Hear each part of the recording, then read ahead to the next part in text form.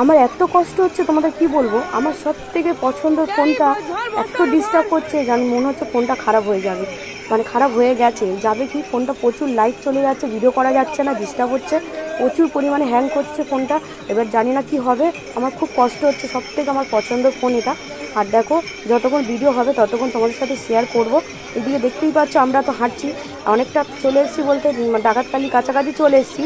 আর এতটা দূর আসতে পেরেছি শুধু আমার ঈশান সোনার জন্য। ঈশান সোনা এত সুন্দর দৌড়েছে, ওর সাথে তো আমরাও দৌড় দিয়েছি। তো আমরা শ্যাওড়াফুলি থেকে জল নিয়ে 1:30টার সময় বার হয়েছি, আর এইদিকে সন্ধ্যা হয়ে এসছে, আমরা ডাকাতকালি কাছাকাছি চলে এসেছি। তো যারা গেছো তারা তো অবশ্যই জানো শ্যাওড়াফুলি থেকে ডাকাতকালি কতটা দূর লাগে যেতে। আর অনেকে দেখো বড় বড় বাঘ নিয়ে বাবার গান গাইতে গাইতে যাচ্ছে, সত্যি খুব ভালো লাগছে। আর এইদিকে দেখো অনেক থিম নিয়ে যাচ্ছে, মা কালী, গণেশ ঠাকুর, কত থিম নিয়ে যাচ্ছে, দেখতে খুব ভালো লাগছে। কিন্তু এইদিকে আমার ফোনটা নিয়ে এত খারাপ লাগছে কি বলবো, ফোনটা এই সময় ডিস্টার্ব হচ্ছে, খারাপ হয়ে যাবে জানি না তো কী করবো। এদিকে দেখো রাস্তায় খাবারের কোনো অভাব নেই, খাবার দিচ্ছে প্রচুর পরিমাণে।